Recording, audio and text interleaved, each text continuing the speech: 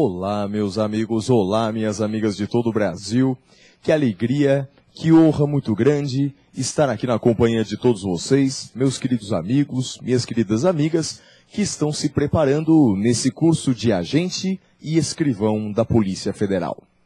É um prazer muito grande estar aqui na companhia de vocês, meus queridos amigos, para a partir desse instante estudarmos uma das matérias mais importantes do concurso de vocês.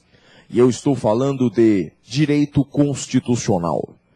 Direito Constitucional é uma das matérias mais importantes do concurso de agente e escrivão da Polícia Federal, e eu diria que é uma das matérias mais importantes de quaisquer concursos públicos, é uma das matérias mais importantes de nossas vidas.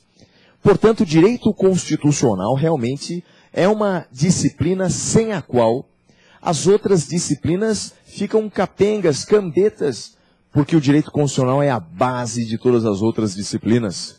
E aí, minha gente, teremos vários encontros nos quais nós vamos nos preparar intensamente em direito constitucional. Posso lhes garantir que a carga horária de direito constitucional aqui do nosso curso é extremamente suficiente para a gente abordar todos os detalhes que cairão na sua prova.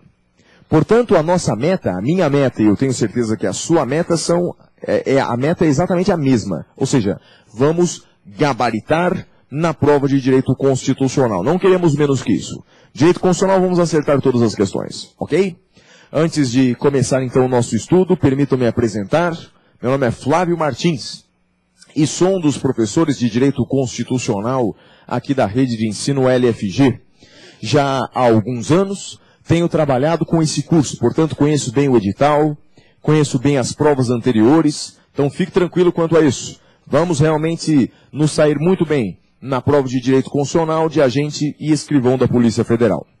Se você quiser entrar em contato conosco entre uma aula e outra, se você quiser aí material de apoio da aula de hoje e das próximas aulas, fique à vontade, entre quando você quiser, entre no meu próprio site.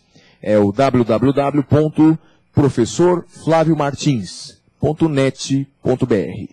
Então, tendo qualquer dúvida, você pode mandar pergunta através do meu site, pode recolher o material através do meu site. Depois, dentro de instantes, ele vai aparecer aqui no GC, o www.professorflaviomartins.net.br. Tudo bem, meus amigos? Maravilha? E aí, com relação a direito constitucional, o que nós precisamos ter em nossos lares, o que nós precisamos ter em nossas mãos para complemento das nossas aulas, ou seja, um material complementar? O que é necessário? O que é preciso? Bem, primeiramente, meus amigos, é essencial que você tenha consigo, que você leve durante as aulas e que você estude em casa, primeira coisa, a Constituição Federal. É imprescindível que você tenha em suas mãos, durante todo esse curso, uma Constituição atualizada. Se é que isso é possível no Brasil. Se é que é possível ter uma Constituição atualizada, ela muda tanto, ter uma Constituição atualizada é quase uma tarefa heróica. Mas faça o seu possível, compre aí uma Constituição de 2010, compre uma Constituição atualizada. Provavelmente ela vai se desatualizar no decorrer do ano, ela vai ter algumas emendas constitucionais, mas faça a sua parte. Se você tiver aí com muitos compromissos financeiros, já está investindo aí nesse curso e outros compromissos, não quer gastar aí com uma Constituição nova, lhes dou uma dica. Duas dicas. Primeira dica, como é ano de eleição, mande aí alguns e-mails, entre lá no site câmara.gov.br ou senado.gov.br, mande alguns e-mails para alguns políticos desse ano, dizendo assim, olha o corpo do e-mail, mas mande e-mail individual, não vai mandar e-mail coletivo. E-mail individual dizendo, senhor deputado fulano, sou admirador do trabalho de Vossa Excelência, tanto eu e minha família gostamos muito de Vossa Excelência, apoiamos muito Vossa Excelência nos atos que Vossa Excelência pratica, e como eu estou me preparando para concursos públicos no momento, gostaria demais de receber de Vossa Excelência, em meu lar, uma Constituição devidamente autografada por Vossa Excelência. Meus amigos, existe lá uma gráfica do Senado, bastante equipada, bastante estruturada, que publica anualmente milhares de constituições brasileiras. Então peça para alguns políticos aí, mande um e-mailzinho pedindo uma Constituição autografada em sua casa. Costuma dar certo. Eu fazia isso quando estudante. Tenho lá na minha biblioteca uma prateleira só de constituições autografadas, né, que eu tenho de alguns políticos da época. Então, faça esse teste. Se não der certo, ou vai que você não quer fazer isso, tem um site que é o planalto.gov.br, é o que eu prefiro, é o que eu mais indico. planalto.gov.br, que você tem, então, na internet a Constituição inteira. Então, se você quiser imprimir, imprima lá no seu trabalho, imprima no seu trabalho. Imprimir na sua casa vai ficar bem caro, a Constituição brasileira é bem extensa, né? Então, imprima no seu trabalho, mas calma, hein? Não imprima tudo de uma vez, não, porque a Constituição ela vai ter aí umas 250 páginas, mais ou menos, se você imprimir. Então, imprima aí umas 10 páginas por dia para não dar na cara. Né? Portanto, meus amigos, não importa como você vai ter essa Constituição na mão. Não importa. O que importa é que você tenha a Constituição. No concurso de vocês, algumas questões serão retiradas da Constituição Federal. Aliás, algumas, não muitas. Constituição serão detalhes retirados da Constituição. Algumas questões da prova são assim. Portanto, imprima a Constituição, faça, não importa como, mas tenha a Constituição em suas mãos.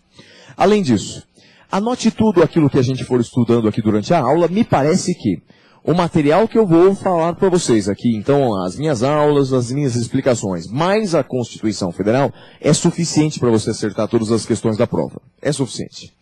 Se você quiser, se você tiver alguma dúvida de um tema ou de outro, e quiser se socorrer de alguma doutrina, aí temos muitos doutrinadores aí atualizados, que falam de direito constitucional. Temos aí Alexandre de Moraes, Pedro Lenza. Você pode escolher qualquer um constitucionalista que publique livros. O direito constitucional, como ele muda muito, por incrível que pareça, ele muda demais. Então vale a pena você ter um livro bastante atualizado, caso você necessite, caso você queira. Bacana? Então vamos seguir adiante, minha gente. Vamos iniciar agora o nosso estudo de direito constitucional. E vamos começar com um tema que não poderia ser diferente. Vamos começar com o conceito de Constituição. Vamos lá? Conceito de Constituição. Conceito de Constituição. E aí eu indago a vocês, como é que nós podemos definir, hein, minha gente? Como é que nós podemos definir Constituição? Qual o conceito que nós temos de Constituição? Seguinte, temos vários conceitos diferentes, temos vários significados diferentes. 3 são os significados principais. Eu vou colocar aqui no quadro um resuminho dos 2 primeiros, mas eu vou me dedicar mais intensamente ao terceiro. Tudo bem? Então, o primeiro conceito possível de Constituição, primeiro significado de Constituição que nós podemos dar, é o chamado sentido sociológico. Podemos definir Constituição de uma forma sociológica, um sentido sociológico de Constituição. Quem fazia essa definição sociológica de Constituição? Um autor chamado Ferdinand Lassalle. Ferdinand Lassalle. Então, quem costumava definir Constituição nesse aspecto sociológico? Ferdinand Lassalle. E para Ferdinand Lassalle, como é que se define Constituição? Pode colocar aí no seu caderno. Constituição, diz ele, vou colocar aqui uma expressãozinha que é dele, 1000 vezes repetida nos concursos. Então, Constituição, segundo Ferdinand Lassalle, nesse sentido sociológico, é a soma dos fatores reais de poder. É a soma dos fatores reais de poder que emanam da população. Então, é a soma dos fatores reais de poder que emanam da população. Então, minha gente, isso é Constituição no sentido sociológico. Portanto, a soma dos fatores reais de poder que emanam da população. Para Ferdinand Lassalle, portanto, Constituição, vou até colocar aqui na frente, é uma frase que ele repetia muito, Constituição não é uma folha de papel. Constituição não é uma folha de papel, ou seja, Constituição para ele não é um documento, como nós, juristas, muitas vezes pensamos, não é? Ou definimos. Constituição para ele não é um documento, Constituição não é uma folha de papel. Constituição, na realidade, é a soma desses fatores reais de poder que emanam da população. Segundo ele, então, todo agrupamento humano, olha que coisa, todo agrupamento humano tem uma constituição. Então, todo agrupamento humano tem uma constituição. Isso porque, segundo ele, volto a repetir, Constituição não é um documento escrito, Constituição não é uma folha de papel. Constituição é exatamente essa soma dos fatores reais de poder que emanam da população. Portanto, essa relação de poder que há entre alguns grupos e outros. Por exemplo, um grupo hierarquicamente superior ao outro acaba dando ordens ao inferior, portanto, acaba se sobrepondo sobre o outro, e essas relações de um grupo sobre o outro grupo sobre o outro, essas relações de poder é o que ele chama de Constituição. Então, guardemos apenas então somente isso. Se cair em algum concurso público, só vai cair isso. Então, Constituição, segundo Ferdinand Lassalle, nesse sentido sociológico, Constituição não é um papel, Constituição não é um documento, Constituição não é uma lei. Constituição é a soma dos fatores reais de poder que emanam da população. Segundo ele, todo agrupamento humano, portanto, por ter essa relação de poder entre um grupo e outro, sempre tem Constituição. Falei então de Constituição no sentido sociológico. Agora vamos para um segundo conceito, um segundo sentido de Constituição. Existe um outro sentido, que é o sentido político de Constituição. Sentido político de Constituição. Esse sentido político de Constituição se atribui ao alemão Carl Schmitt. Carl Schmitt, com 2 T's. Então, o sentido político de Constituição se atribui a Carl Schmitt. E, basicamente, o que é esse sentido político de Constituição segundo Carl Schmitt? Podemos marcar aí, ó. Então, Constituição, no sentido político, minha gente, é uma decisão política, fundamental, uma decisão política fundamental da população. Uma decisão política fundamental da população. Um ponto, meus amigos, de contato entre esse sentido político e o sentido sociológico é que, para Carl Schmitt, Constituição também, mais uma vez, não é uma folha de papel. Constituição não é uma folha de papel, Constituição não é um documento escrito. No sentido político de Carl Schmitt, Constituição é uma decisão política fundamental. Então, quando o povo decide, quando o povo toma a decisão, queremos ser uma república, queremos ser presidencialistas ou queremos ser parlamentaristas, essa decisão política fundamental tomada pelo povo é aquilo que Carl Schmitt chamava de Constituição.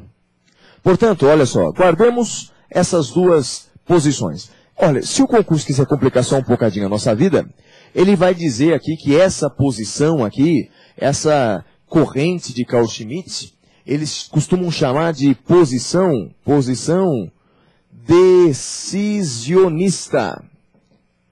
Posição decisionista. Isso porque, veja, segundo Carl Schmitt, Constituição é uma decisão política fundamental da população, não é? Portanto, uma posição decisionista. Está decidindo, o povo decide uma coisa importante. Portanto, aí está. Vimos o sentido sociológico de Ferdinand Lassalle. Vimos o sentido político de Carl Schmitt com essas características. Agora, minha gente, é a hora da verdade. Agora, a gente vai falar realmente do sentido mais importante de Constituição. Vamos falar agora do sentido jurídico de Constituição. Sentido jurídico. Esse é o que mais nos interessa. Esse é o que mais vai ser indagado no nosso concurso público, altíssima probabilidade de cair. A definição de Constituição, então, agora, no sentido jurídico. Marque no seu caderno, hein? Então, Constituição agora no sentido jurídico.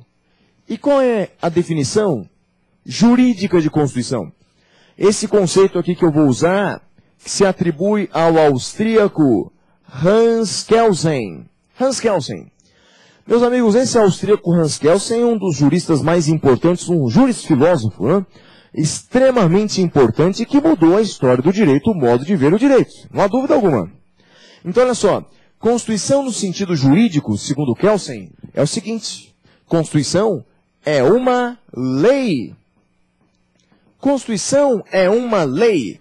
Mas veja, Constituição, minha gente, não é uma lei qualquer. Constituição é uma lei, mas não é uma lei qualquer. Colocar aqui entre parênteses. Constituição é a lei mais importante. Constituição é a lei mais importante de todo o ordenamento. A Constituição é a lei mais importante de todo o ordenamento jurídico. Então, Constituição é a lei mais importante de todo o ordenamento jurídico.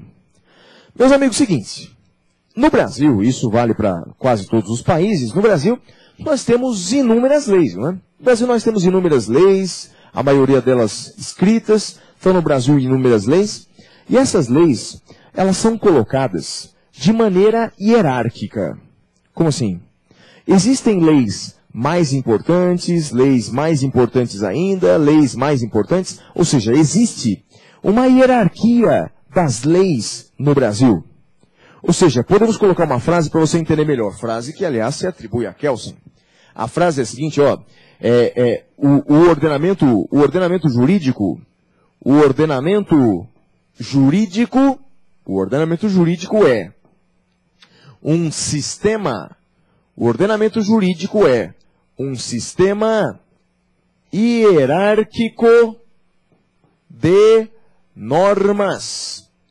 O ordenamento jurídico é um sistema hierárquico de normas. O ordenamento jurídico é um sistema hierárquico de normas. Ou seja, existem normas mais importantes ainda, e o direito é assim. É composto por uma hierarquia de normas jurídicas. E aliás, minha gente, isso aqui é importante demais. Então, podemos até, se você quiser, representar o nosso ordenamento jurídico através de uma figura geométrica. Então, ou seja, podemos desenhar o ordenamento jurídico brasileiro. E aí eu pergunto para vocês, que desenho que é esse, hein? Que figura geométrica é essa, através da qual nós podemos desenhar o nosso ordenamento jurídico? Qual será essa figura geométrica? Seria um círculo? Seria um retângulo? O que seria? É uma pirâmide. Uma pirâmide. Então podemos desenhar o ordenamento jurídico, meus amigos, de forma triangular, de forma piramidal. Então olha só, aqui está a pirâmide. Vou desenhar aqui, através dessa pirâmide, o ordenamento jurídico brasileiro. Essa pirâmide que eu vou desenhar aqui, ela é muito conhecida como a pirâmide de Kelsen. A pirâmide de Kelsen. Muita gente conhece o Kelsen só por conta dessa pirâmide. Por isso, alguns estudantes erroneamente acham que Kelsen é egípcio, né? Porque quando falam de Kelsen, falam de pirâmide, né? Mas não, meus amigos, o cara era austríaco, né? Então, olha só, pirâmide está aqui, ó. Pirâmide de Kelsen. Como eu disse para vocês, então existem leis mais importantes, leis menos importantes, não é? Então, vamos desenhar a pirâmide brasileira. No topo dessa pirâmide, no topo da pirâmide brasileira, das leis brasileiras, que lei que nós encontramos? Claro, a Constituição Federal. Portanto, lá no topo da pirâmide, a lei mais importante do ordenamento jurídico brasileiro é a Constituição Federal. A Constituição está no topo da pirâmide. Como eu disse para vocês, definição de Constituição, uma das definições, Constituição é a lei mais importante do ordenamento jurídico. Agora, vamos desenhar o resto aqui dessa pirâmide? Vou fazer o seguinte, vou deixar aqui esse segundo degrau em suspense, não vou dizer, vou deixar ele em aberto, não vou dizer o que tem nele, vou deixar para o final. E vamos desenhar aqui o terceiro degrau dessa pirâmide. Veja, o degrau maior, o degrau com maior número de atos aqui, o que nós temos nesse terceiro degrau? Vamos lá? Nós temos aqui, olha só, temos a lei complementar, é algo que nós vamos estudar aqui ao longo desse curso, a lei complementar. Então vamos estudar a lei complementar. Vamos estudar aqui, olha, a lei ordinária. Lei ordinária, então, ó, lei complementar, lei ordinária. O que mais que nós temos aqui? Ó? Basicamente, nós temos as leis brasileiras nesse terceiro degrau, né? Então, temos a lei complementar, a lei ordinária. Temos a lei delegada. Temos a lei delegada. Então, lei complementar, lei ordinária, lei delegada. Temos a medida provisória. Temos a medida provisória. Medida provisória que não é exatamente uma lei, mas tem força de lei. Nós vamos estudar aqui ao longo desse curso também. Então, olha, lei complementar, lei ordinária, lei delegada, medida provisória, e tem mais, ó. Temos o decreto legislativo, e temos a resolução. Decreto legislativo e resolução. Olha, minha gente, esse então é o nosso terceiro degrau das leis brasileiras. Aqui, o terceiro degrau de nossa pirâmide. Então, lei complementar, lei ordinária, lei delegada, medida provisória, decreto legislativo e resolução. Vou colocar uma observação aqui embaixo. Essa observação é bacana. Vale a pena colocar no seu caderno uma pequena anotação, uma pequena frasezinha. A observação é a seguinte, olha, pode anotar assim no seu caderno, ó. Segundo o STF, vírgula, lei complementar e lei ordinária, segundo o STF, lei complementar e lei ordinária possuem a mesma hierarquia. Olha que importante isso, pessoal. Dava para ver na pirâmide, mas não custa nada frisar, não é? Então, segundo o STF, lei complementar e lei ordinária possuem a mesma hierarquia. Pessoal, tem gente que acha, ou achava antigamente, que a lei complementar estava acima da lei ordinária. Pois essa era uma posição bastante frequente, essa é uma posição bastante comum, que a lei complementar estava acima da lei ordinária. Era uma posição até mesmo defendida pelo STJ. Ah, minha gente, mas essa posição não foi para frente, não. O STF entendeu que lei complementar e lei ordinária possuem exatamente a mesma hierarquia. Essa é a posição do STF. Tudo bem? Exatamente como você viu naquela pirâmide. Então até agora está fácil. A gente viu ali a Constituição Federal em cima, Constituição Federal lá no topo da pirâmide, um segundo degrau que por enquanto eu estou deixando em aberto, um terceiro degrau que nós temos as leis brasileiras. Então temos a lei ordinária, temos a lei complementar, temos a lei delegada, medida provisória, decreto legislativo e resolução. Todos esses atos com a mesma hierarquia. Todos esses atos no mesmo degrau. Agora, abaixo desse degrau, abaixo dessa instância aí, o que nós temos, hein? Num degrau abaixo, portanto, como você pode ver aqui, ó, no piso da pirâmide, no chão da pirâmide. O que nós temos aqui, minha gente, no chão da pirâmide, no piso da pirâmide? Nós temos aqui os chamados atos infralegais. Veja só. Temos os chamados atos infralegais. Temos os atos infralegais. Atos infralegais como o que, por exemplo? Ué, pode colocar aí, ó. Temos aqui, olha, os decretos, as portarias, etc. Portanto, aqui, meus amigos, veja só. Aqui nos atos infralegais, veja só, temos aqui então os decretos, as portarias, etc. Então são atos que estão abaixo da lei, veja só, são atos que estão abaixo da lei, são chamados atos infralegais. Esses atos aqui infralegais, eles têm a função principal de regulamentar a lei. Então esses atos infralegais, como os decretos, as portarias, etc., têm a função de regulamentar a lei que lhe é superior. Regulamentar a lei que lhe é superior. Tudo bem, meus amigos? Então, ó, Constituição lá no topo da pirâmide, um segundo degrau que por enquanto está aberto, depois a lei ordinária, a lei complementar, ou seja, um terceiro degrau aqui para as leis, aqui no piso da pirâmide os atos infralegais, e agora vem uma pergunta que não quer calar. Pergunta é a seguinte, e os tratados internacionais, meus amigos? Pergunto a vocês, veja só. E os tratados internacionais? E os tratados internacionais? Interrogação. E os tratados internacionais?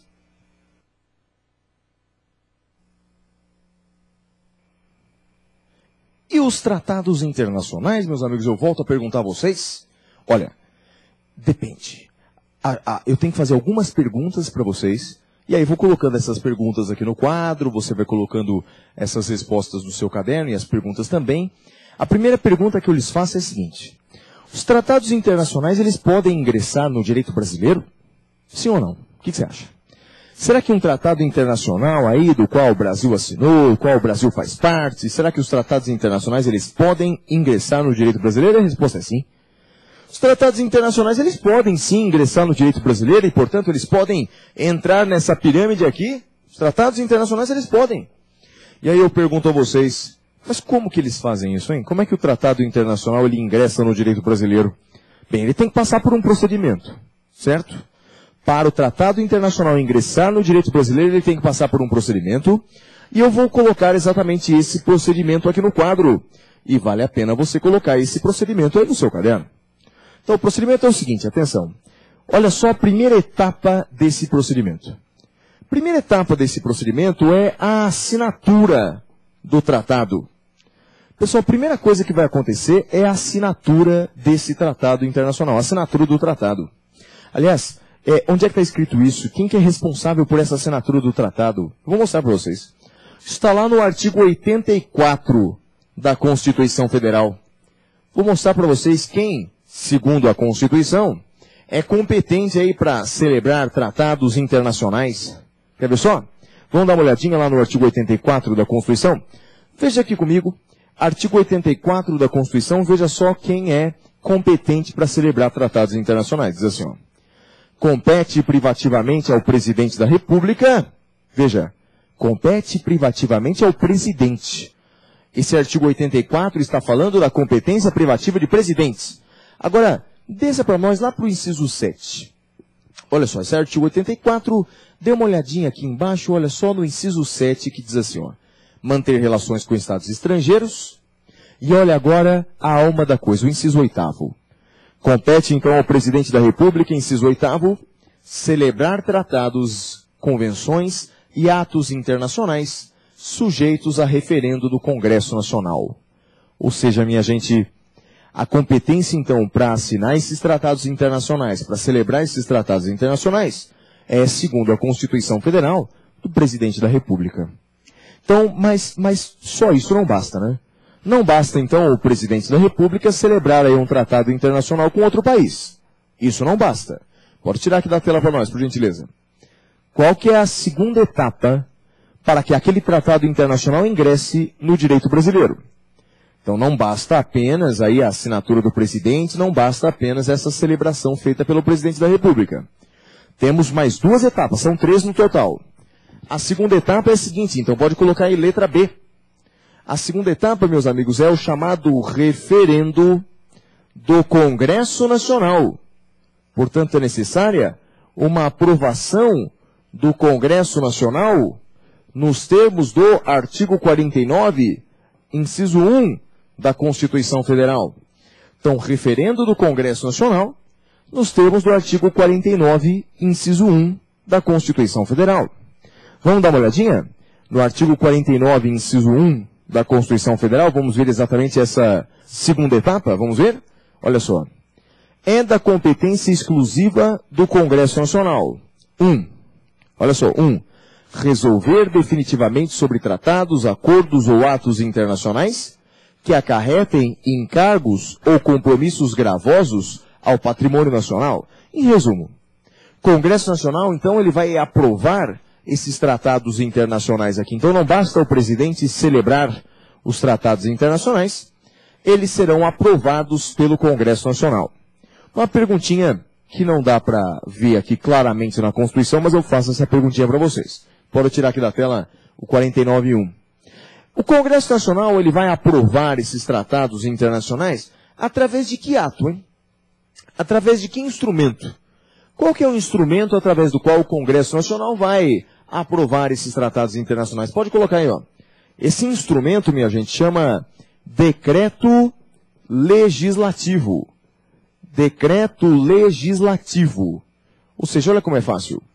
Então, o Congresso Nacional, através de um decreto legislativo, ele vai aprovar esses tratados internacionais. Aliás, decreto legislativo, que é um tema que nós vamos estudar ao longo desse curso também. Mas veja só, por enquanto não acabou ainda não, porque falta um terceiro e último ato. Já vimos aqui que a assinatura, artigo 84 da Constituição, esse referendo do Congresso Nacional, ou seja, uma aprovação do Congresso Nacional, nos termos do artigo 49, inciso 1 da Constituição. Falta agora a letra C. Uma última coisa para que o tratado internacional ingresse no direito brasileiro, letra C. Essa letra C, minha gente, é o decreto presidencial. Falta agora apenas e tão somente esse decreto presidencial, ou seja, um decreto do presidente, e através desse decreto presidencial, aí sim, o tratado internacional ingressará no direito brasileiro. Pessoal, essas são as 3 etapas, ok? Então, a assinatura do tratado, artigo 84 da Constituição, o referendo do Congresso Nacional, nos termos do artigo 49, inciso 1, e, por fim, o decreto presidencial.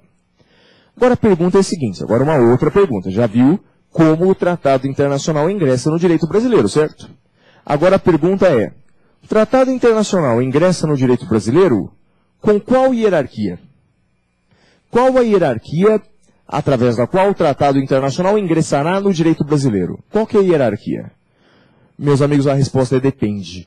E essa é uma pergunta clássica em qualquer concurso público. Fique atento. Aliás, é um dos temas mais importantes do concurso público, do concurso de vocês também, a probabilidade de cair é imensa. A pergunta é qual a hierarquia, aqui no Brasil, dos tratados internacionais? Os tratados internacionais, a gente viu que eles ingressam no direito brasileiro, eu quero saber onde na pirâmide que eles entram. Então, eu vou fazer essa pergunta novamente. Então, ó, qual a hierarquia dos tratados internacionais? Qual a hierarquia dos tratados internacionais? Interrogação? Qual será a hierarquia? E olha, minha gente, a gente tem 3 respostas possíveis. Temos aí como responder como a regra geral, e aí temos algumas exceções. Vamos fazer isso? Vamos começar com uma regra geral? Então aqui, ó, letra A. Letra A, regra geral. Qual a hierarquia dos tratados internacionais? Olha só. Via de regra, portanto, regra geral, os tratados internacionais, eles ingressam no Brasil com força de lei ordinária. Veja só, via de regra, os tratados internacionais, então, ingressam no direito brasileiro com força de lei ordinária. Pessoal, essa é a regra geral, essa sempre foi e continua sendo a posição do STF. Portanto, regra geral. Então, os tratados internacionais, via de regra, ingressam no direito brasileiro com força de lei ordinária. Tudo bem? Essa é a primeira posição com a qual a gente tem que guardar de qualquer jeito. Mas só que tem exceções, hein, pessoal? Tem exceções. Essa é a regra geral. Eles entram no Brasil com força de lei ordinária, portanto, entram lá no 3º degrau daquela nossa pirâmide. Mas agora vejamos as exceções. Olha só a letra B. Primeira exceção. Pode marcar aí. Então, se o tratado internacional, olha só, se ele versar sobre direitos humanos, olha que importante isso, hein?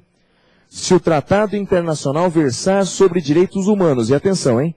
Só aquele que versar sobre direitos humanos. Então, o tratado internacional que versar sobre direitos humanos e for aprovado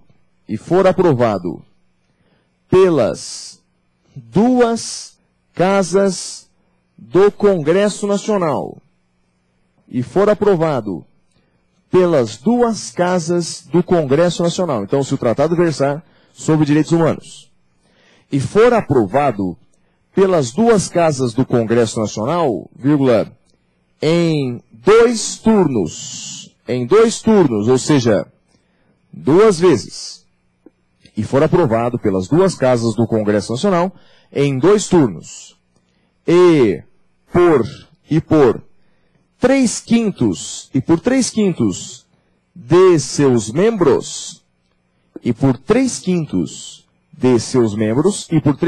de seus membros, terá hierarquia de emenda constitucional.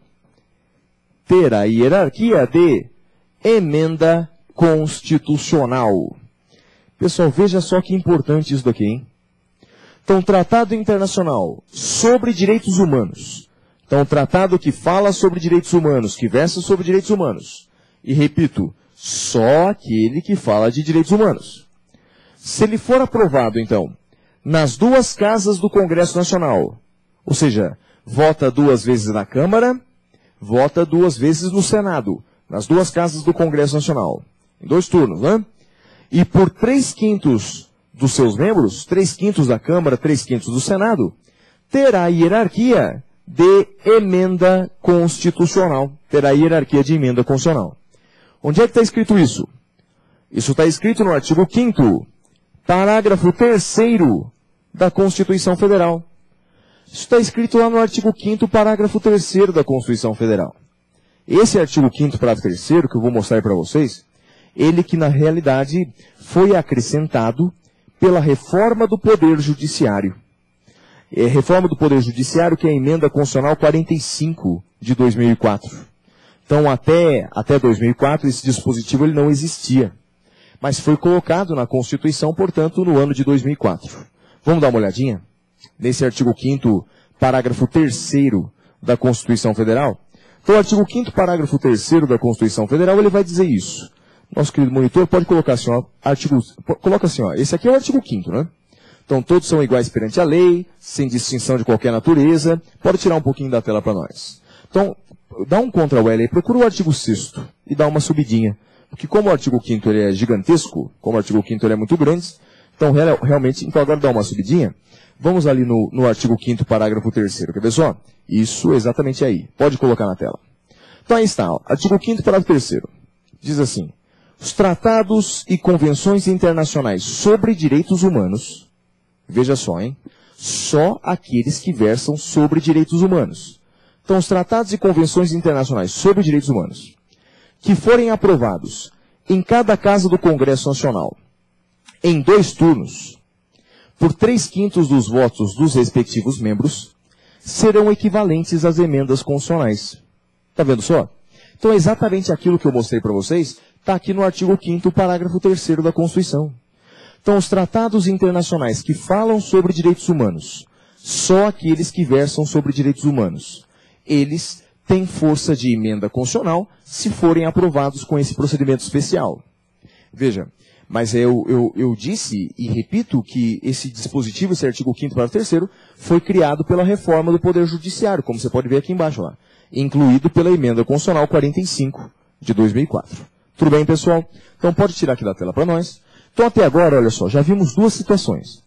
Perguntei para vocês, Tratado Internacional sobre Direitos Humanos. Em princípio, qualquer tratado internacional, ele entra no direito brasileiro com qual hierarquia?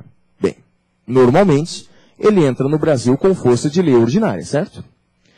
E primeira exceção, se ele versar sobre direitos humanos e for aprovado com esse procedimento especial aí do artigo 5º, parágrafo 3º, ele entra com força de emenda constitucional. Agora, pessoal, a gente tem uma terceira e última hipótese. Uma terceira e última hipótese, que é a seguinte, ó. E os tratados internacionais sobre direitos humanos não aprovados com esse procedimento? Vamos colocar aqui no quadro? Anote aí, ó. Os tratados internacionais sobre direitos humanos. Então, tratados internacionais sobre direitos humanos não aprovados, então, tratados internacionais sobre direitos humanos, não aprovados com o procedimento do artigo 5º, parágrafo 3º. Dá para entender o que essa frase significa? Então, quer dizer, é um tratado internacional que fala sobre direitos humanos, mas que não foi aprovado com esse procedimento do artigo 5º, parágrafo 3º. Não foi aprovado com esse procedimento especial, nas 2 casas, de 2 turnos, de 3/5, não foi aprovado com esse procedimento especial. E aí eu pergunto para vocês, qual a hierarquia desses tratados internacionais que falam sobre direitos humanos, mas que não são aprovados com aquele procedimento especial? Quer ver um exemplo, pessoal, de um tratado internacional, de uma convenção internacional que se encaixa exatamente nessa situação aqui? Olha, é bem famosa essa convenção internacional. É conhecida como Pacto de São José da Costa Rica. Pacto de São José, ou San José, se você preferir em espanhol. Pacto de São José da Costa Rica.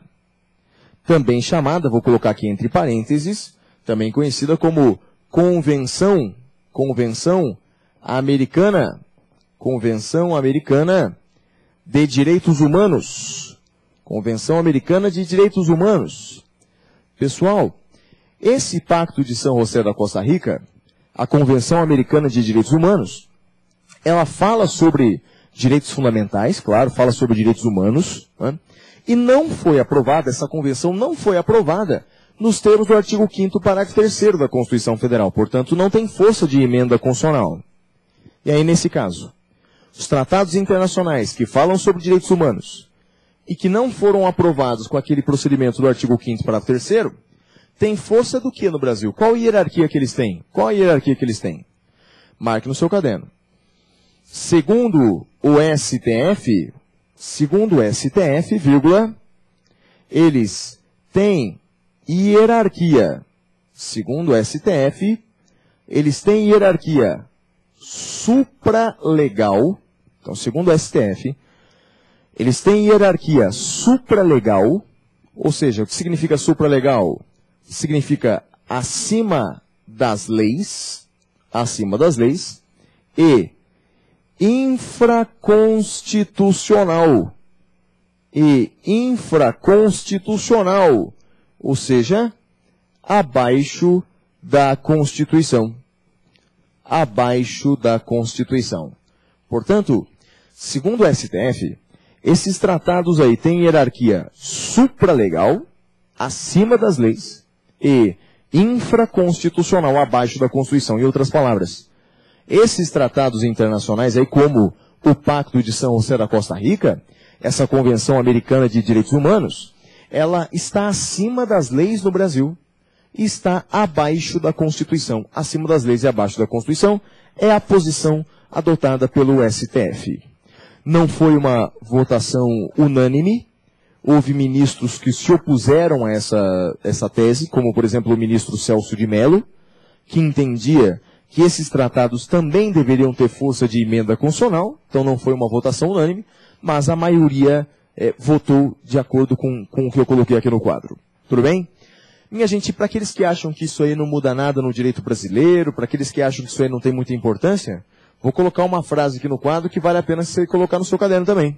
Seguinte, olha, foi graças a essa decisão aí do STF, que foi proferida em dezembro de 2008, foi proferida essa decisão, foi com base nesse entendimento que eu coloquei aqui no quadro, que o STF diz o seguinte, olha, vale a pena colocar no seu caderno. Então, ó, segundo o STF,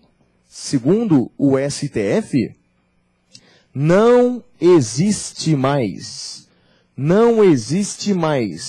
no Brasil.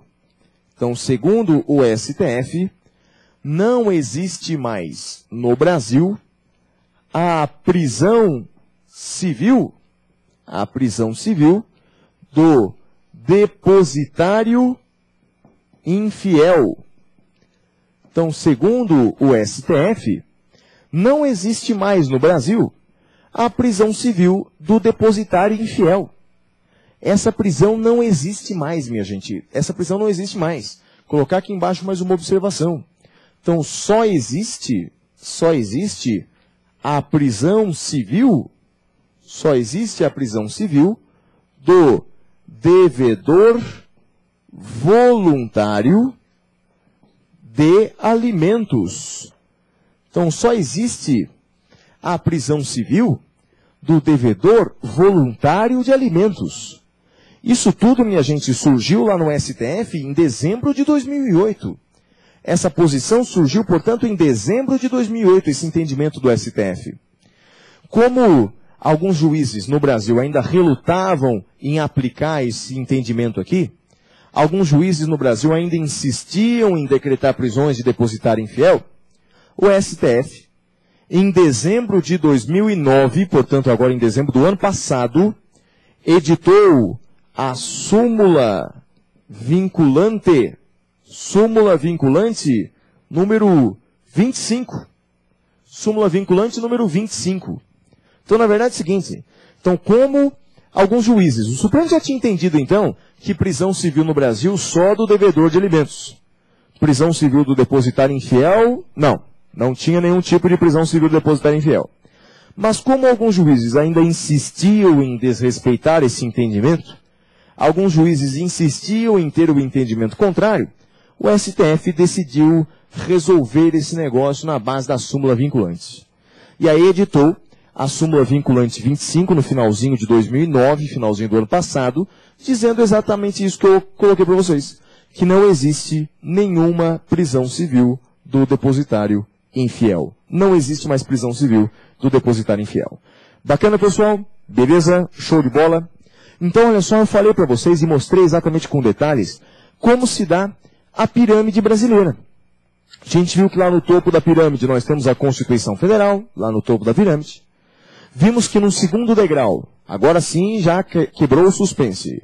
No segundo degrau nós temos os tratados internacionais que versam sobre direitos humanos e que não são aprovados com aquele procedimento do artigo 5º, parágrafo 3º.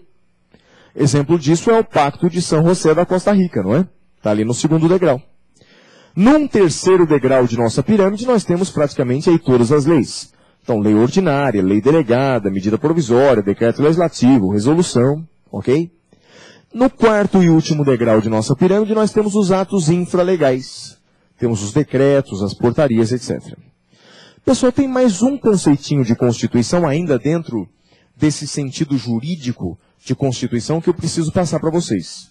Seguinte, olha, a gente viu então que a Constituição é a lei mais importante de todo o ordenamento jurídico, certo? Então, Constituição é a lei mais importante do Brasil, como eu disse, está lá no topo da pirâmide. E tem uma outra forma de definir Constituição, pode colocar no seu caderno assim, ó. Constituição é o pressuposto, Constituição é o pressuposto de validade de todas as leis. Constituição é o pressuposto de validade de todas as leis. Ou seja, de todas as leis que nós temos no Brasil, a Constituição ela é o pressuposto de validade. É o pressuposto de validade. O que isso significa? Colocar aqui entre parênteses. Significa que para que uma lei seja válida, vírgula, para que uma lei seja válida, vírgula, precisa ser compatível. Para que uma lei seja válida, vírgula, precisa ser compatível com a Constituição. Para que uma lei seja válida, precisa ser compatível com a Constituição. Então aí está, ó. Constituição, como eu disse, é o pressuposto de validade de todas as leis. Para que uma lei seja válida, ela precisa ser compatível com a Constituição. Precisa ser compatível com a Constituição. Daí das duas uma, minha gente. Ou uma lei é compatível com a Constituição. E aí, nesse caso, essa lei é válida. Essa lei é constitucional. Ou a lei é incompatível com a Constituição. E nesse caso, essa lei é inválida. Essa lei é inconstitucional. Tudo bem? Então, para que qualquer lei no Brasil seja considerada válida, ela precisa ser compatível com a Constituição, pois, como eu disse, a Constituição é o pressuposto de validade de todas as leis. Tudo bem, pessoal? Tranquilo? Deu para entender? Então, passamos por um primeiro grande tema importante. O conceito de Constituição e a hierarquia das normas no Brasil. Ok? Vamos para um segundo tema. Outro tema introdutório, mas igualmente importante. Vamos falar agora de classificação das constituições. Vamos aí classificar a Constituição brasileira. Vamos ver como é que se classificam as constituições e principalmente como a Constituição brasileira se classifica. Então põe aí no seu caderno, ó. Primeira classificação importante para você anotar aí, ó. Constituição ela pode ser material. A Constituição ela pode ser material e a Constituição ela pode ser formal. Então veja só. Constituição pode ser material e a Constituição pode ser formal. Basicamente, qual que é a diferença, hein? Entre Constituição material e Constituição formal. Qual que é a diferença? Seguinte. Constituição material, pode anotar no seu caderno, Constituição material é aquela que possui apenas, constituição material, é aquela que possui apenas matéria constitucional. Então, constituição material é aquela que possui apenas matéria constitucional, vírgula, em um ou mais documentos. Então, constituição material é aquela que possui apenas matéria constitucional em um ou mais documentos. Então, pessoal, constituição material, veja só fala de assunto constitucional, só fala de temas constitucionais. Então, constituição material é aquela que fala da estrutura do Estado, constituição material é aquela que organiza o Estado, que fala dos direitos e garantias fundamentais, que fala do controle da constitucionalidade. Então, constituição material é aquela que possui apenas matéria constitucional, possui apenas assunto constitucional. E aí, o que é Constituição formal? O que será Constituição formal? Ah, minha gente, Constituição formal é exatamente o contrário. Pode colocar aí no seu caderno. Constituição formal é aquela que, além de possuir matéria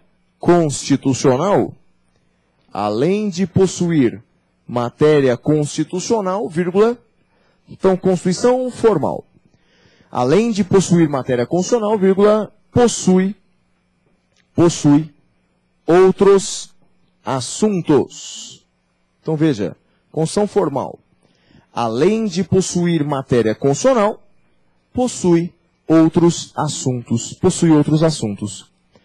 E aí eu pergunto para vocês, na sua opinião, a Constituição brasileira é uma Constituição material ou é uma Constituição formal? O que você acha?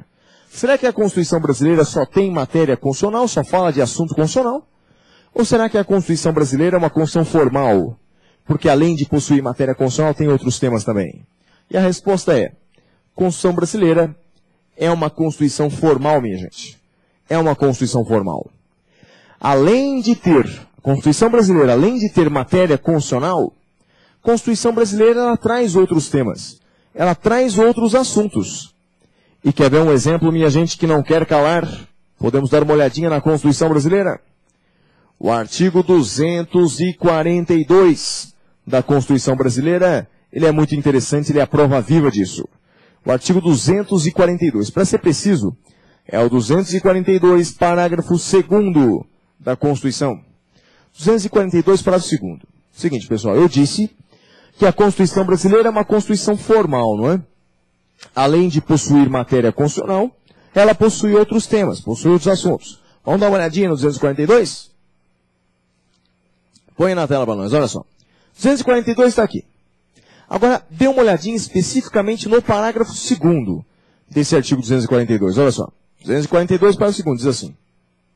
O Colégio Pedro II, localizado na cidade do Rio de Janeiro, será mantido na órbita federal. Eu pergunto para vocês, isso aqui é a Constituição brasileira? A lei maior, sabe, aquela lei que está acima de todas, falando do Colégio Pedro II, na cidade do Rio de Janeiro, e eu com isso? E o que o direito constitucional tem a ver com isso? Nada.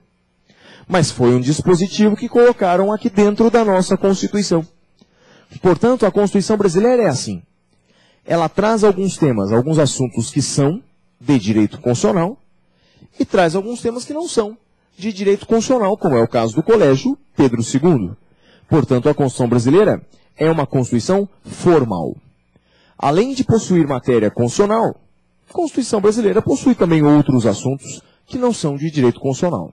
Bacana? Primeira classificação, então, já foi, hein? Constituição material e Constituição formal. Eu disse para vocês que a Constituição brasileira é, portanto, uma Constituição formal. Segunda classificação, vamos lá. Constituição, ela pode ser, marquei no seu caderno, Constituição, ela pode ser escrita, Constituição pode ser escrita e pode ser não escrita, também chamada de costumeira. Então veja, Constituição ela pode ser escrita, ou pode ser não escrita, também chamada de costumeira. E aí, qual que é a diferença, pessoal? Fácil, hein? Constituição escrita, como o próprio nome diz, é um documento solene. Então, Constituição escrita é um documento solene. Constituição escrita é um documento solene.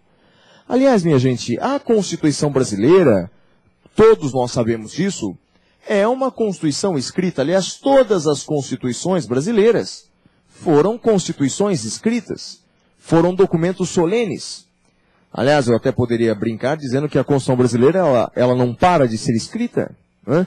Eles não param de mudar, de alterar a Constituição brasileira. Portanto, a Constituição brasileira é uma Constituição escrita, é um documento solene. Agora, o que é Constituição não escrita? Também chamada de Constituição costumeira. Constituição não escrita ou costumeira, claro, é aquela que é fruto dos costumes da sociedade. Então, Constituição não escrita é a Constituição que é fruto dos costumes da sociedade. Fruto dos costumes da sociedade. E aí dá-se como exemplo a Constituição da Inglaterra. Constituição da Inglaterra é uma Constituição não escrita. Constituição que é fruto dos costumes ingleses. Tudo bem? Então aí nós temos Constituição escrita, que é um documento solene. É o caso da Constituição brasileira, é o caso de todas as constituições que já tivemos no Brasil. Constituição não escrita é a Constituição costumeira, Constituição fruto dos costumes da sociedade na Inglaterra. Olha, na Inglaterra, é claro que existem algumas leis escritas na Inglaterra, evidentemente. Mas muito daquilo que acontece na Inglaterra não está escrito em lugar algum. Muito daquilo que acontece na Inglaterra é fruto dos costumes da sociedade inglesa. Tudo bem? Então, Constituição escrita e Constituição não escrita. Maravilha, meus amigos? Tudo bem? Agora, próxima classificação aqui para nós estudarmos. Próxima classificação. A Constituição ela pode ser dogmática ou ela pode ser histórica. Vamos colocar no quadro essa classificação? Então, a Constituição ela pode ser, veja só, dogmática ou histórica. Constituição dogmática. Constituição ela pode ser dogmática ou ela pode ser histórica. Essa é uma classificação tradicional também, meus amigos. O que significa isso? Constituição dogmática e Constituição histórica. Constituição dogmática e Constituição histórica. Comecemos com a Constituição dogmática. Constituição dogmática, meus amigos, pode colocar aí no seu caderno, olha. Constituição dogmática é aquela que é fruto de um trabalho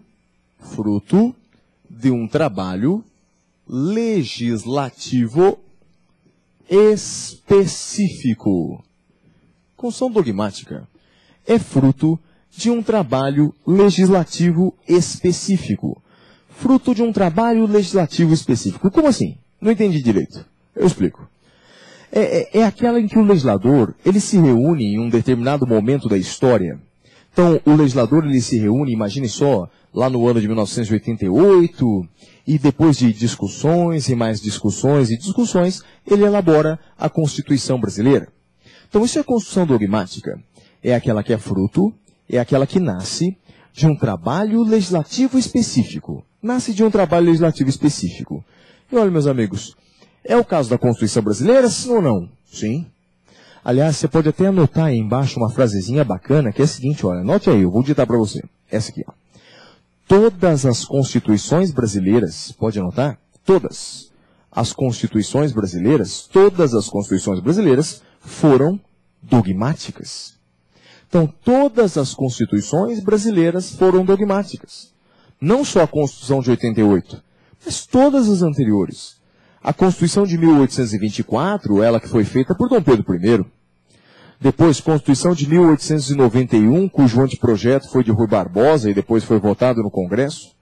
Depois, Constituição de 34, 37, 46, 67, todas elas foram dogmáticas. Todas elas foram fruto de um trabalho legislativo específico. Ok? Então, Constituição dogmática é isso. Fruto de um trabalho legislativo específico. E alguém poderia perguntar, Flávio, mas por que esse nome? Por que Constituição dogmática? Por que será, hein? Por que Constituição dogmática? Se você estiver escrevendo aí, anote a seguinte frase aí embaixo. Por que será que é construção dogmática? É o seguinte, ó, marque assim, ó. Anote assim, ela reflete os dogmas, ela reflete os dogmas de um momento da história. Ela reflete os dogmas, ou seja, ela reflete o pensamento, a ideia política, jurídica de um momento da história. Eu diria para você que constituição dogmática é como que um retrato. Constituição dogmática é como que uma fotografia. Uma fotografia retirada de um momento da história. Sabe? Então você olha, por exemplo, a Constituição Brasileira de 88, ela que foi feita lá naquele debate realizado em 88, é uma Constituição dogmática. Ela reflete os pensamentos da sociedade daquela época. Um repúdio ao terrorismo, um repúdio à tortura, principalmente, porque acabarmos de sair de uma ditadura militar. Então a Constituição brasileira é dogmática, fruto de um trabalho legislativo específico, e reflete os dogmas, reflete o pensamento de um momento histórico de um país. Agora, o que é Constituição histórica? O que é Constituição histórica? Pode colocar no seu caderno. Constituição histórica, anote aí, ó, é aquela que é fruto, Constituição histórica é fruto de uma lenta evolução histórica. Então, Constituição histórica é fruto de uma lenta evolução histórica. Fruto de uma lenta evolução histórica.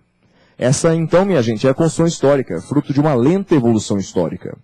O exemplo que se dá, mais uma vez, é o exemplo da Inglaterra. Porque na Inglaterra, a Constituição inglesa, na verdade, ela não é escrita como a gente viu, não é? Mas essas regras inglesas, elas não nasceram da noite para o dia.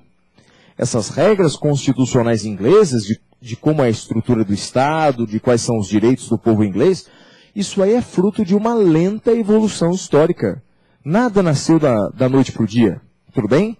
Então, até agora, veja só, a gente já falou aqui de 3 classificações importantes.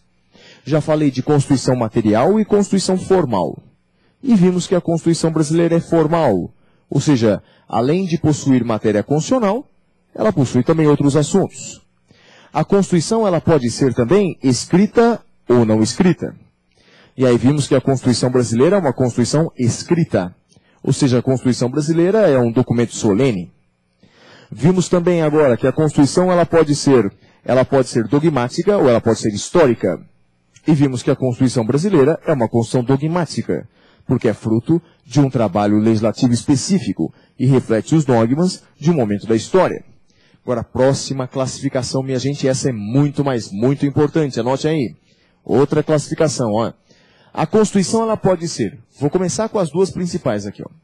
A Constituição, ela pode ser promulgada. Constituição, ela pode ser promulgada. E a Constituição pode ser outorgada. Constituição, ela pode ser promulgada. E a Constituição pode ser outorgada. Promulgada e outorgada. E aí, pessoal, qual que é a diferença, hein? Entre Constituição promulgada e outorgada é fácil, olha só. Constituição promulgada. Constituição promulgada. É aquela Constituição democrática. É a Constituição democrática, vírgula. É a Constituição feita pelos representantes. Constituição feita pelos representantes do povo. Então, Constituição promulgada é a Constituição democrática, vírgula. Constituição feita pelos representantes do povo. E na sua opinião, a Constituição Brasileira de 88, muitas vezes chamada de Constituição Cidadã, é uma Constituição democrática? Sim ou não? Sim. Resposta é sim.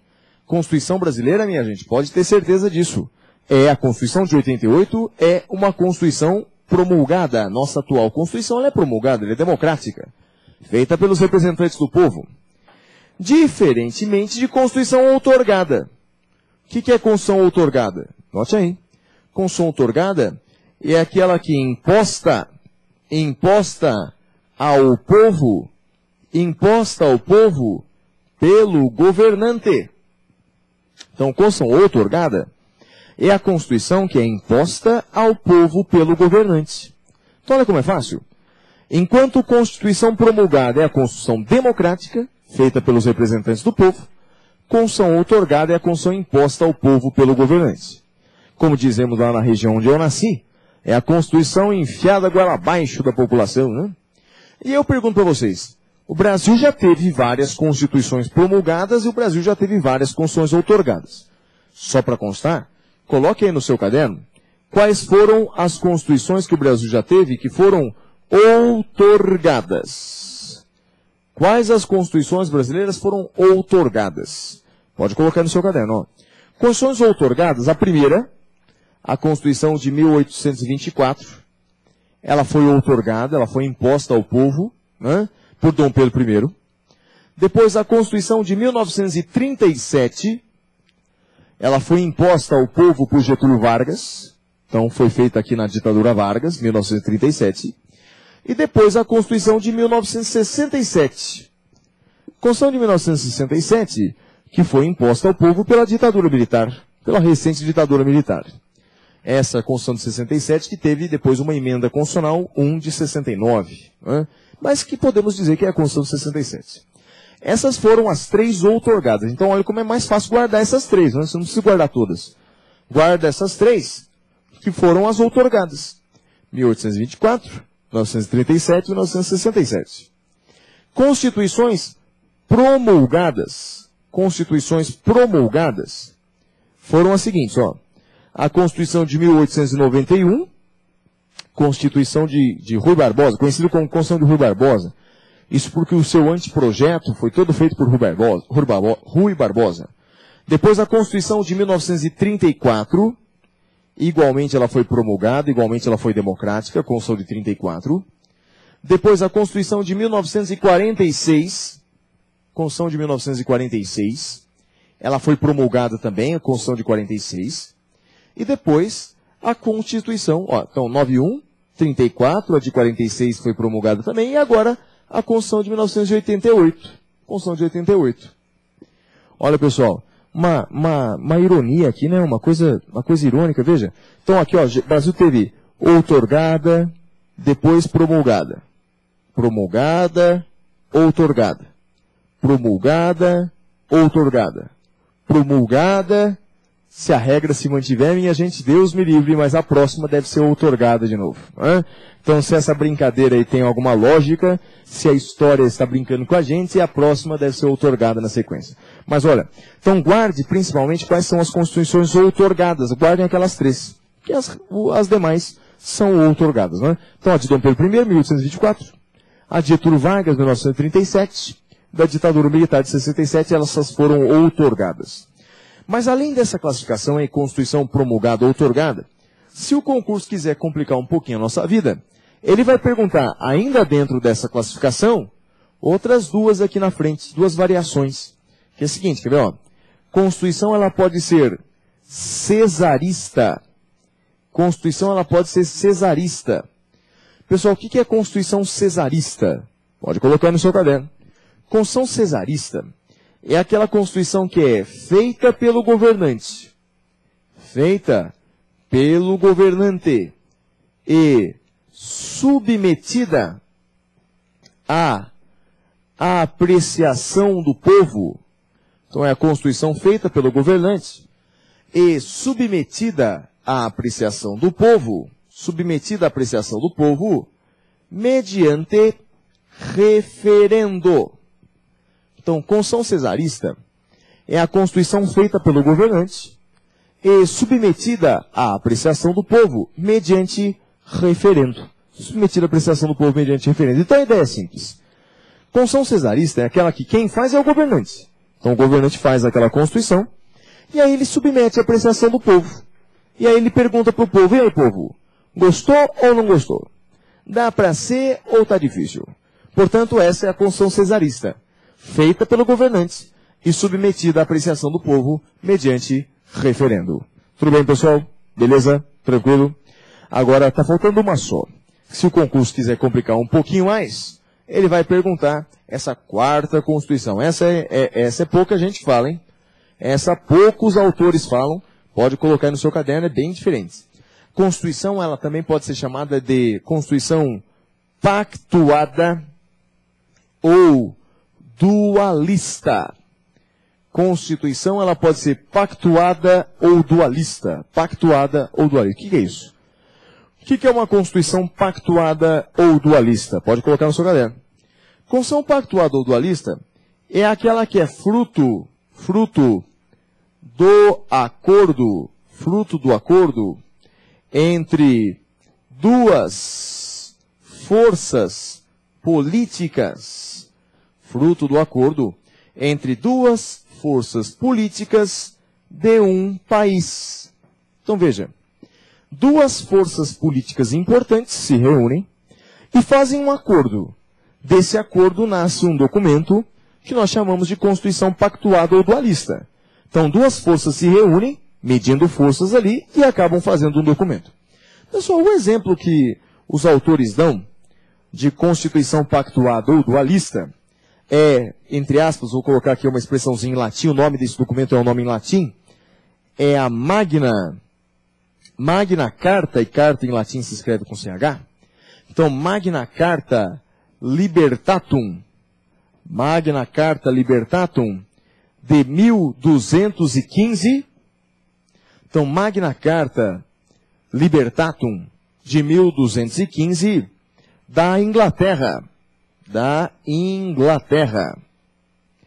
Essa carta aí, essa Magna Carta Libertatum, que é um documento que para o direito constitucional é extremamente importante, talvez tenha sido aí o primeiro documento que mais parece uma Constituição, Magna Carta Libertatum, de 1215, ela foi feita pelo rei João Sem Terra. O João Sem Terra tem esse nome esquisito, né? João Sem Terra, Lackland, em inglês, porque ele foi dos filhos do rei anterior, ele era filho do rei anterior, o rei Henrique. Ele era o único que não teve nenhuma herança de terra. Então os outros filhos tiveram suas heranças e ele não teve nenhuma herança, ele não herdou nenhuma terra. Por isso ficou conhecido como Rei João Sem Terra. Foi o rei João I da Inglaterra. E na verdade essa Magna Carta de 1215 foi um acordo entre esse rei, o rei João Sem Terra, e os burgueses da Inglaterra, e os barões ingleses. Então exatamente foi um acordo entre rei João Sem Terra e os barões ingleses. Você provavelmente, se você é fã aí de histórias em quadrinhos, ou se você é fã de desenhos da Disney, ou se você é fã aí de filmes de heróis, você já deve ter visto o rei João Sem Terra, só não está ligando o nome à pessoa. Rei João Sem Terra é o inimigo número 1 de Robin Hood. Lembra daquela história de Robin Hood? O príncipe dos ladrões? Aquele que roubava dos ricos para dar aos pobres, né? E ele que lutava sempre contra o rei que criava impostos abusivos. Pois é, esse rei dessa lenda inglesa, porque o Robin Hood não se sabe se existiu ou não, mas provavelmente uma lenda inglesa, o rei era o rei João Sem Terra, né? Então o rei João I fez um acordo, ele como cobrava tantos impostos, a burguesia inglesa pressionada acabou pressionando o rei e impondo a ele esse documento. Então essas duas forças inglesas, dessa conjunção de forças surgiu então a Magna Carta Libertatum de 1215. Bacana? Então é uma Constituição pactuada ou dualista. Então até agora, hein? Quantas classificações nós falamos até agora? Falei de Constituição material e formal, Constituição escrita e não escrita. Constituição dogmática, Constituição histórica. Constituição aqui promulgada, outorgada, cesarista e pactuada, acabamos de falar. Vamos para outra classificação, minha gente. Pode colocar no seu caderno mais uma classificação. Constituição, ela pode ser sintética ou analítica. Então anote essa classificação no seu caderno, também é importante. A Constituição, ela pode ser sintética e pode ser analítica. Sintética e analítica. Pessoal, qual que é a diferença entre Constituição sintética e Constituição analítica? Vamos lá? Olha, a Constituição sintética é a Constituição resumida. É a Constituição concisa. Então, Constituição sintética É uma Constituição resumida, é uma Constituição concisa. Olha, um exemplo de Constituição sintética, com certeza, não é a brasileira, pelo amor de Deus, a Constituição brasileira é imensa.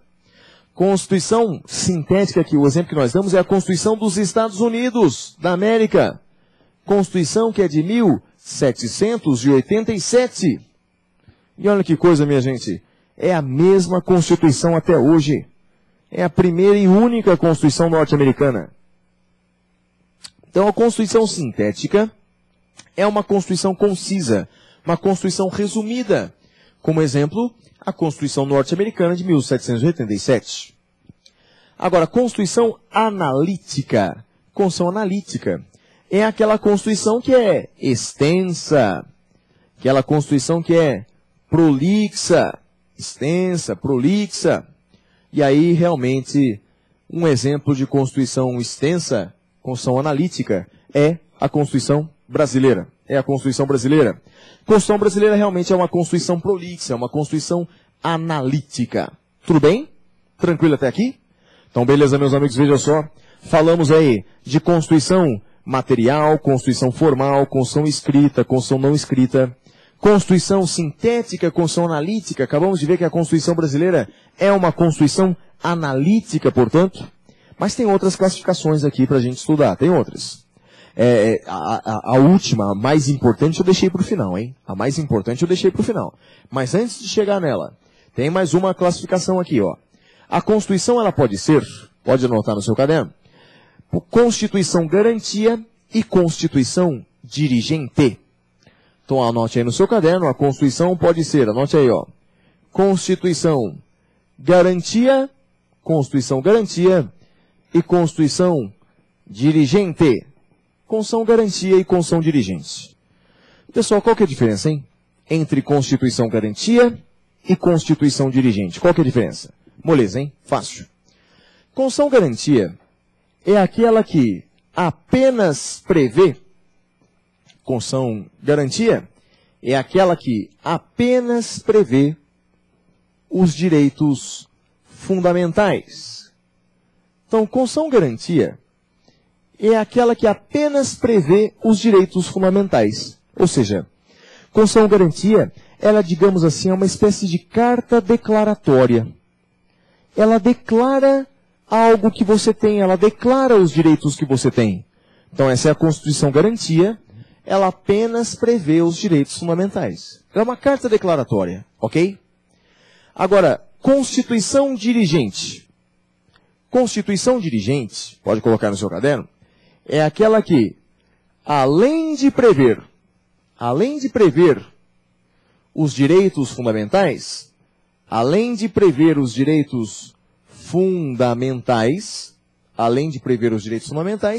vírgula, ela também fixa as metas estatais. Então veja, Constituição dirigente, além de prever os direitos fundamentais, ela também fixa as metas estatais. Ou seja, ela diz quais são as direções para o Estado, quais são as metas que o Estado tem, quais são as metas que o Estado deve perseguir. Então veja, Constituição garantia é apenas uma carta declaratória, apenas declara os direitos fundamentais. Constituição dirigente é aquela que vai um passo além. Além de prever os direitos e garantias fundamentais, a Constituição ela vai além, ou seja, ela fixa metas estatais, fixa uma direção para o Estado. E na sua opinião, hein? A Constituição brasileira é uma Constituição garantia ou é uma Constituição dirigente?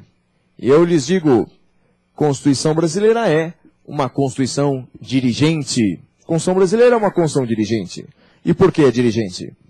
Porque, além de fixar inúmeros direitos fundamentais, e a Constituição brasileira faz isso, tem vários direitos fundamentais, aliás, é um tema que veremos no futuro muito próximo, é um tema que cai demais no concurso de vocês.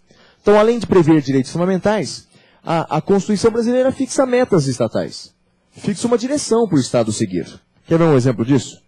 Vejamos o artigo 3º da Constituição Federal. O artigo 3º é uma amostra inequívoca disso, de que a Constituição brasileira é uma Constituição dirigente. Ela persegue metas, ela persegue objetivos. Veja aqui o artigo 3º da Constituição Federal. Põe na tela para nós. O artigo 3º diz o seguinte, veja só. Artigo 3º. Constituem objetivos fundamentais da República Federativa do Brasil. Olha só, meus amigos, para quem acha que eu estou passando mal, não é verdade. Veja só. Eu estou frisado ali, mas na verdade eu estou vivo. Veja. O professor morreu. Não, o professor não morreu, não. O professor está vivo, o professor está aqui. Né? Mas alguém poderia pensar, meu Deus do céu, estou tendo aula com uma entidade. Né? Não, calma, não está tendo não. Sou eu, estou vivo. São alguns efeitos que a gente faz aqui, né? Exatamente para que a aula fique mais dinâmica, etc. Então existem alguns efeitos. Pode tirar aqui na tela? Pode tirar o artigo 3º, por gentileza? Eu vou mostrar alguns desses efeitos para você. Olha só. Focaliza aqui para nós, ó. Constituição, garantia e concessão dirigentes. Focaliza aqui para nós. Focaliza, por gentileza. Concessão, garantia e concessão dirigentes. Ok? Agora eu vou pedir ajuda, pessoal da técnica. Pode frisar a imagem. Então, olha, pode frisar a imagem, ok? E agora é o seguinte. Me coloca assim, naquela fusão. Uma sombrinha minha aqui, ó. Tá vendo, ó? Professor parece tá tendo aula com um fantasma, tá vendo, ó? É o sujeito que morreu, está dando aula para você, direito. Mas veja, de vez em quando só parece, meus amigos, já teve um aluno que quase morreu do coração. Ah, meu Deus do céu, o que é isso? É uma visão. Estou vendo as coisas. Não, sou eu mesmo. São efeitos técnicos que acontecem aqui, tudo bem? Agora assim, ó, artigo 3º da Constituição Federal. Os objetivos da República. Veja só o que diz o artigo 3º. Constituem objetivos fundamentais da República Federativa do Brasil. Então, ou seja, quais são os objetivos que o Brasil tem lá? Construir uma sociedade livre, justa e solidária, garantir o desenvolvimento nacional, erradicar a pobreza e a marginalização e assim por diante. Veja, são objetivos da República, são metas estatais. Então, a Constituição brasileira, além de fixar direitos fundamentais, a Constituição brasileira ela vai além. A Constituição brasileira, ela fixa metas estatais. Então, é aquilo que nós chamamos de Constituição dirigente. Ela fixa uma direção para o Estado. Tudo bem? Pode tirar aqui da tela para nós o artigo 3º da Constituição Federal. Pessoal, a gente falou até agora de muitas classificações da Constituição, muitas. Mas deixamos a principal para o final, para agora. Qual é a classificação mais importante? Qual é a classificação que mais cai nos concursos públicos? É a seguinte. Anote aí no seu caderno, é uma classificação quanto à rigidez. Uma classificação quanto à rigidez, que é a seguinte, ó. A Constituição, ela pode ser, primeiro, pode ser imutável. Constituição, primeiro, ela pode ser imutável. Constituição, ela pode ser imutável. O que significa isso? Ô, pessoal, Constituição imutável, claro, é aquela que não pode ser alterada. Constituição imutável é aquela que não pode ser alterada, é aquela que não pode ser modificada. Então, essa é a Constituição imutável. O Brasil, eu pergunto a vocês, a Constituição brasileira é uma Constituição imutável? É óbvio que não. Só o ano passado ela mudou várias vezes. Então é claro que a Constituição brasileira não é imutável, evidente que não. Agora veja a próxima classificação. A Constituição ela pode ser, anote aí, ó, a Constituição ela pode ser rígida. Constituição ela pode ser rígida. E o que é isso, meus amigos? O que é a Constituição rígida? Marque no seu caderno. Constituição rígida é aquela que possui um procedimento mais rigoroso, possui um procedimento mais rigoroso de alteração. Constituição rígida é aquela que possui um procedimento mais rigoroso de alteração. Em outras palavras, Constituição rígida é a Constituição que é mais difícil de mudar.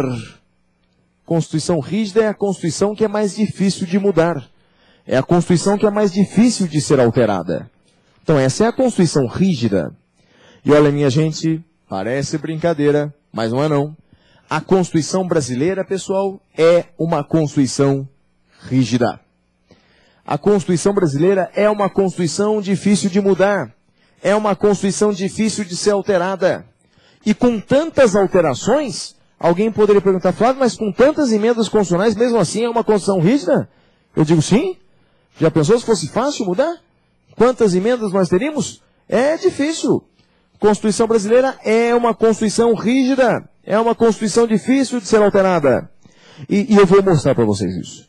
Eu vou provar. A gente mata a cobra e mostra o artigo aqui. O artigo que fala exatamente desse assunto. É o artigo 60 da Constituição Federal. O artigo 60, primeiro vou colocar uma informação aqui no quadro, depois eu mostro para você o artigo 60. Mas diz que a Constituição brasileira, para ser alterada, ou seja, para se fazer aí uma emenda constitucional,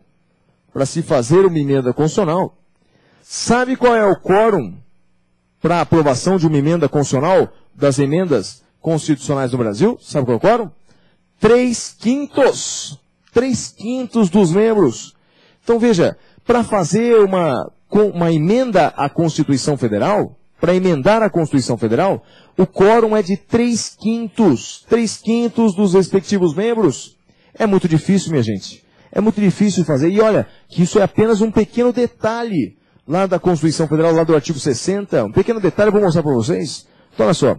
Põe na tela para nós o artigo 60 da Constituição Federal. Olha só, artigo 60 da Constituição, emendas constitucionais, não é? O artigo 60, então, ele começa aqui falando de quem faz o projeto, a proposta de emenda constitucional, pode descer aí para nós. Então, esse é o artigo 60, inciso 1, 2 e 3. Depois, o parágrafo, pode descer mais um pouquinho, o parágrafo primeiro não nos interessa agora. Olha aqui agora. Parágrafo segundo. A proposta será discutida e votada em cada casa do Congresso Nacional em 2 turnos, considerando-se aprovada se obtiver 3/5 dos votos dos respectivos membros. Pessoal, para você fazer no Brasil hoje uma lei ordinária, é muito mais fácil. Lei ordinária basta maioria simples. Para você fazer uma lei complementar, maioria absoluta, a gente vai estudar isso no decorrer desse curso aqui. Fazer uma lei ordinária é muito fácil. Fazer uma lei complementar é um pouquinho mais difícil, mas continua sendo fácil. Agora, para mudar a Constituição brasileira, para fazer uma emenda constitucional, aí o procedimento é bem mais difícil. Para fazer uma emenda constitucional, o quórum, veja só, é de 3/5 dos respectivos membros. Portanto, em resumo, a Constituição brasileira é uma Constituição rígida. É uma Constituição difícil de mudar. É uma Constituição difícil de ser alterada. Tudo bem, pessoal? Beleza? Pode tirar aqui da tela para nós o artigo 60 da Constituição Federal. Então, falei que a Constituição ela pode ser imutável, aquela Constituição que não pode ser alterada. Constituição ela pode ser rígida. É uma Constituição difícil de ser mudada. Uma Constituição difícil de ser alterada. Essa é a Constituição rígida. Constituição, ela pode ser mais 2 só para a gente ir por intervalo. Só mais 2. A Constituição, ela pode ser flexível. Anote aí no seu caderno. Constituição, ela pode ser flexível. O que é Constituição flexível, pessoal? O que é Constituição flexível? Constituição flexível é aquela que possui o mesmo processo de alteração. Constituição flexível é aquela que possui o mesmo processo de alteração que o destinado. Possui o mesmo processo de alteração que o destinado às outras leis. Então, Constituição flexível é aquela que possui o mesmo processo de alteração que o destinado às outras leis. Possui o mesmo processo de alteração que o destinado às outras leis. Em outras palavras, minha gente, Constituição flexível é a Constituição fácil de mudar. Então, Constituição flexível possui o mesmo processo de alteração que o destinado às outras leis. Ou seja, é a Constituição fácil de mudar. É a Constituição fácil de ser alterada. Tudo bem? Essa, então, é a Constituição flexível. Possui o mesmo processo de alteração que o destinado às outras leis. Ou seja, mudar uma lei ordinária, mudar a Constituição, dá no mesmo. O procedimento é exatamente o mesmo. Tudo bem? E a última. Constituição, ela pode ser semi-rígida. Constituição, ela pode ser semi-rígida, que alguns também chamam de semi-flexível. Então, Constituição semi-rígida ou semi-flexível. Pessoal, Constituição semi-rígida ou semi-flexível é aquela Constituição em que parte dela é rígida, e parte é flexível. Parte dela é rígida e parte é flexível. Então, ou seja, é um meio termo, né? Então, construção semirrígida ou semiflexível é aquela que parte dela é rígida e parte dela é flexível. Tudo bem, pessoal? Tranquilo, né?